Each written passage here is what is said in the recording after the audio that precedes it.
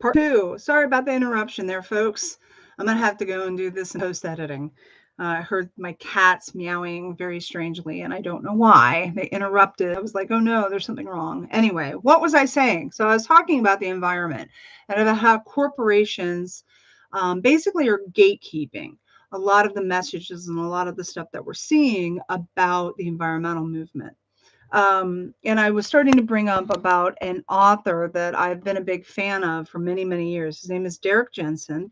He's an environmental anarchist. I've heard him speak one time, and I've read several of his books. And he is admittedly, a very dark um, writer. He's hopeful, but he's not. He's very radical in his vision. Like he sees civilization as being catastrophically horrible, and that human beings really have a tendency to like really screw shit up with regard, sorry for my language, with regards to the environment. And there was a video documentary that came out. I have not seen it yet because I haven't been able to find it. Is dark, I think it was Dark Green Lies. And from what I can surmise, it's basically a criticism of the modern environmental movement. And basically, what my gist is from it, like they were talking about, you know, are solar fields of solar panels really what we think? Like, are they really green? Okay. And he basically points out that, and others, it's not just him, how solar panels use a lot of rare earth minerals that they're and also windmills, right? The wind turbines are not environmentally friendly in a lot of ways. We think of them as green technology, but they're not. And it's interesting because you're like, oh, yeah. And conservatives criticize this. And it sucks because I think that they do have a place. I think that wind and solar obviously have a place in our environment. It's just the how are we rolling this stuff out? How is this stuff being sold to us? Who's controlling these companies? Who's controlling and who's making money off of green technology? Who's bought them out?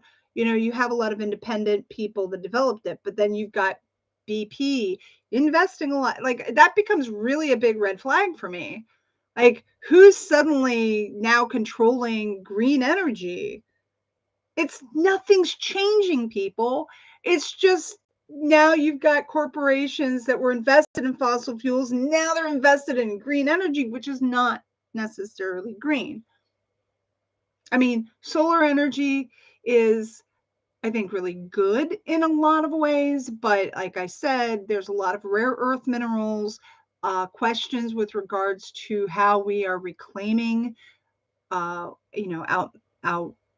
dated, where are they going? Do we have a plan? And I'm sure I haven't really honestly been paying that close of attention to a lot of these conversations, but I haven't seen them either. Like I see, oh, hey, solar, but I'm not seeing the conversations about, well, what happens to these when they become outmoded? What happens to these panels once they become obsolete and newer technology comes about? Are they going to end up in a landfill? Are they going to be reclaimed? Is there a recycling process? We don't hear about that much. At least I haven't.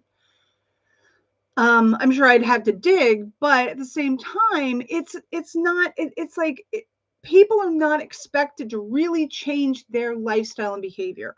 It's just, oh, look, we've got a new solution for you. You don't have to change anything.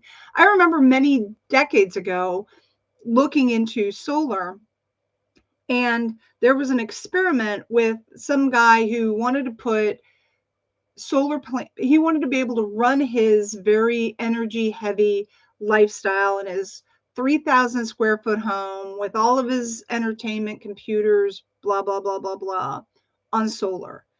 and he was doing it because he wanted to see like how that could happen. Like, could he run an entire house, a 3,000 square foot home with all the accoutrements on solar?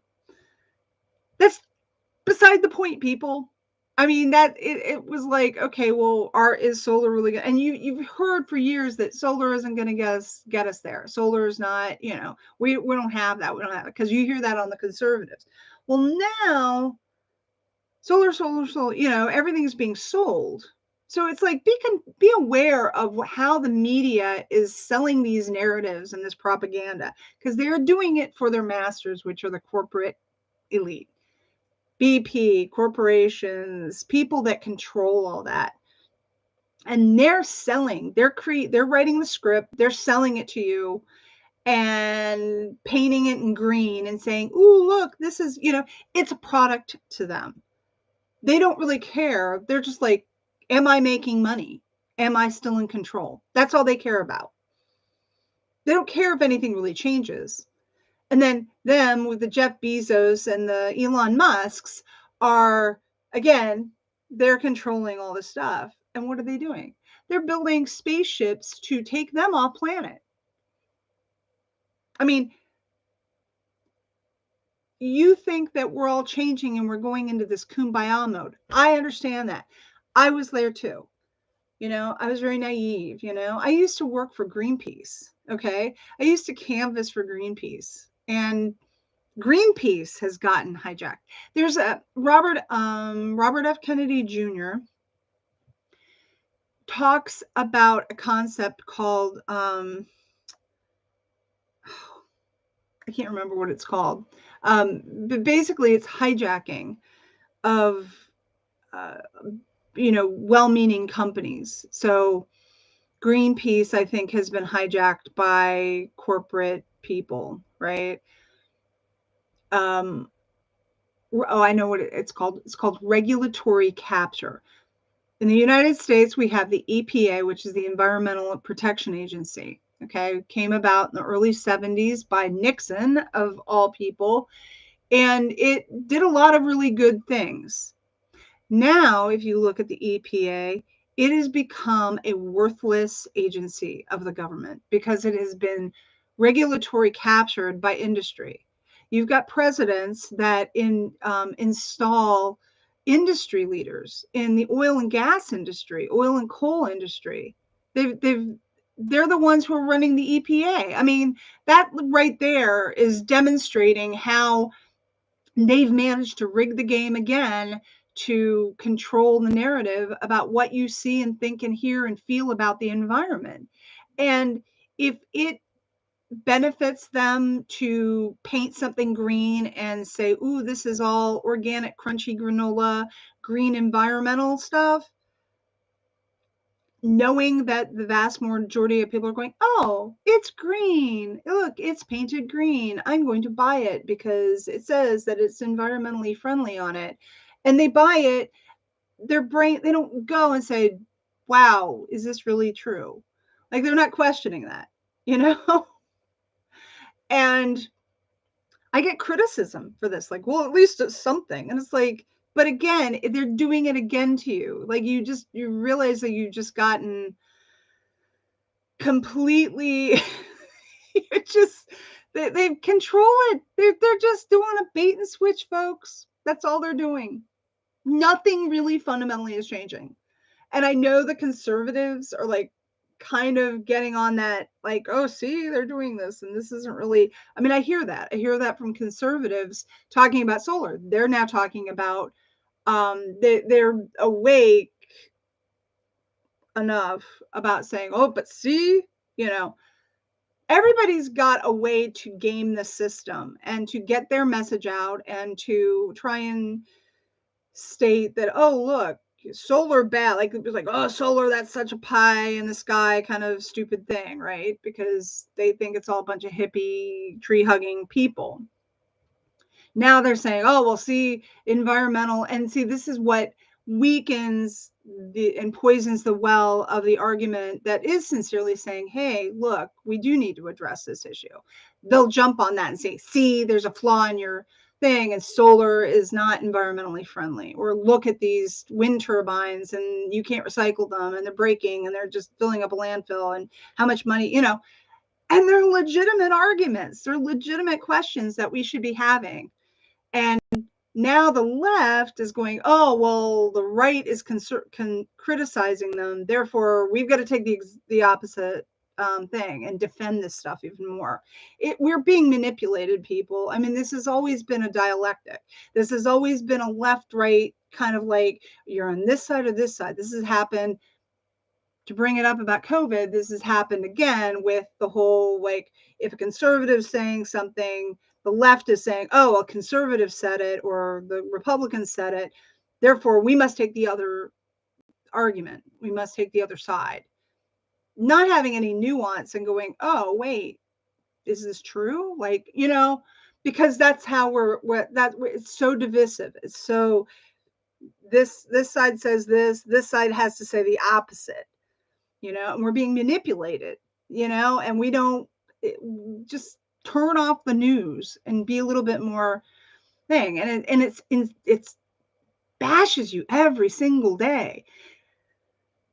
It's so annoying. And again, it's just corporate gatekeeping over and over and over again. It never ends. And I see it so much now with climate change. And I've turned my, again, like I said, Greta really just did not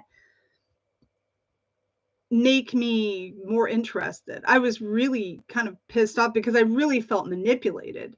I felt like, oh, now they're using children to state this message I've always believed in, but now I'm like, and so that brings in the whole issue of what is wokeism, which is yet another conversation for another time. But I'm very, very liberal. I'm very liberal. I'm very liberal.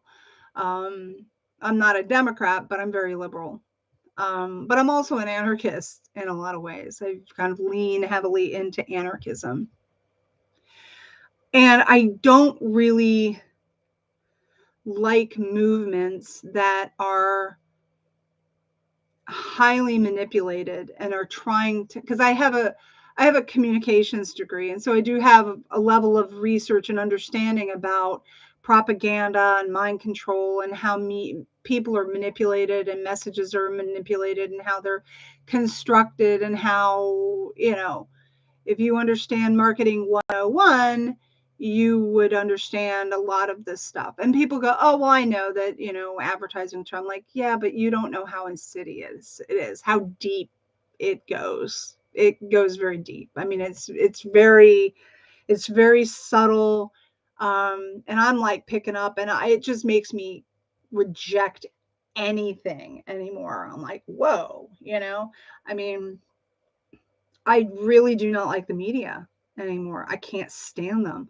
It's very rare. I was just listening to, popular interviewers like Ann Curry or whoever.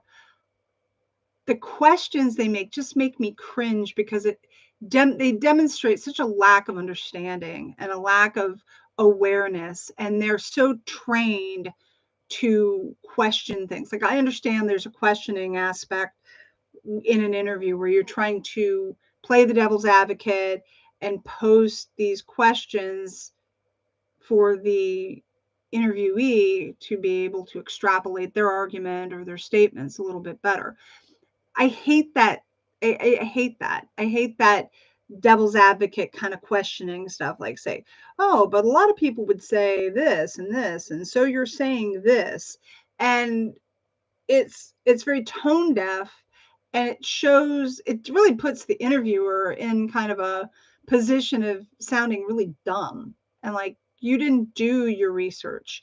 You're not really aware of what's going on. You're just trying to play these things because, instead of actually having a real good conversation where you're showing that you're interested, you're supposed to be this impartial person interviewing this person, and you're coming out as playing devil's advocate to kind of tease out this thing. And it's like, I hate it, because I really think that a lot of these interviews really are tone deaf and stupid. Honestly, I don't think that they're really listening, and they're just being, here's a list of my questions, blah, blah, blah. They may have read the book, but they don't really understand a lot of the issues. So a lot of the questions are just very superficial, and the interviews are never given a lot of time to be really delved into. Um, and of course, there's always the element of the gotchas, we've got to make this exciting for our viewers. And so we've got to like put controversy and dissension and, because that's what sells likes. That's what sells, these stories. And that has had a devastating effect on people's opinions, their information. People tune out or people get sucked in. It depends on their personality, their psychology. Like there's chaos agents in our society that just thrive and feed off of the dissension and the it's just dark. It's just dark, so going back to King Charles, I'm watching this interview and he's talking about these very heady, kind of enlightened, very spiritual understanding of the environment. And, this interviewer is talking about, it's like, well, um, he brings up Greta, but watching Charles, he really did look very distressed. He looked very, like, he was very frustrated. He said, because he had these views like 20, 30 years, 40 years ago, probably. And he's like, I've been trying to say all this stuff for decades, and everyone just kind of, blew me off and criticized me and everything like that. And you could see how he was really affected. Like, and now suddenly it's popular. Now suddenly you get this, Greta in there, and it's like, I've been saying this stuff all along, but you want to portray me and paint me as this weird, you know, horrible character. And I sat back and I thought, I said, yeah, I can see that. And it kind of made me very empathetic. Like, I relate to that. Like, I've stated stuff and I feel very invisible as a person. I feel very invisible as a person. And I say things and I observe things, and people don't listen to me until they listen. And I'm like, that's just what I've been saying. Like, I see things and I'm going, yeah, you're not going to get it. Because everyone's just wants to jump on the bandwagon and go, oh, look, I'm so da da da da da, I'm so woke and I'm this. And I'm like, And so that's primarily what I wanted to talk about. I'll keep it this. Sorry for the interruption. I've got to get to work, and it's just some stuff to think about. And I think that there's a lot of deep stuff that we really need to be considering, and really, we should always just be self-correcting, and understanding that people can change, and you must give them the opportunity to change. But they're people. Don't trust corporations. Like, really don't allow companies like BP and big institutions to control the narrative. Listen with a discerning ear of what's really being said. I highly recommend doing research in logical fallacies, marketing, advertising techniques, propaganda, brainwashing techniques. Study all of it. Go investigate the CIA, how they manipulated people, how MK Ultra, the whole 9 yards. Go into that stuff. Go into basic advertising and marketing 101. Just understand that and be very, very aware of it. And then when you listen to people, be discerning. Understand your logical fallacies. Understand, like, how to question. Like, do I need to stop and research this? Do I need to have a more unbiased view?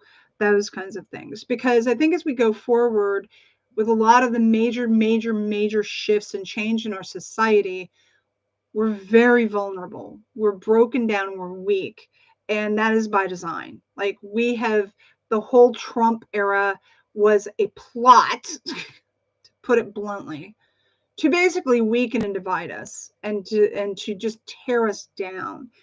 It worked, you know, just to be very discerning about these things. And I know that might seem very patronizing for me to say that, because I'm sure a lot of people are like, well, I am. But with all of the hatred and wokeness I'm hearing lately in our society, it really makes me nauseated.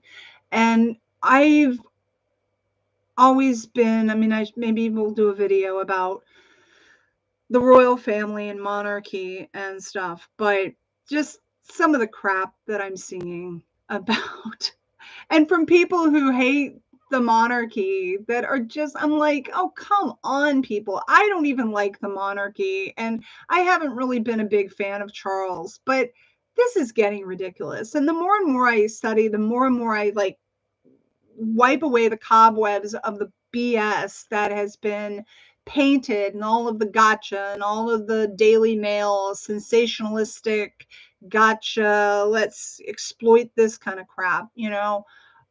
I just, it, I feel like, wow, I'm going to give someone the benefit of the doubt and try and evolve and move forward and see this person as a human, rather than what the media or whoever is controlling the narrative wants me to believe about something, and be a little bit more discerning and question things a bit more, instead of just jumping on the bandwagon because I think that, oh, look, I can virtue signal in my profile, you know, I'm a good person, right?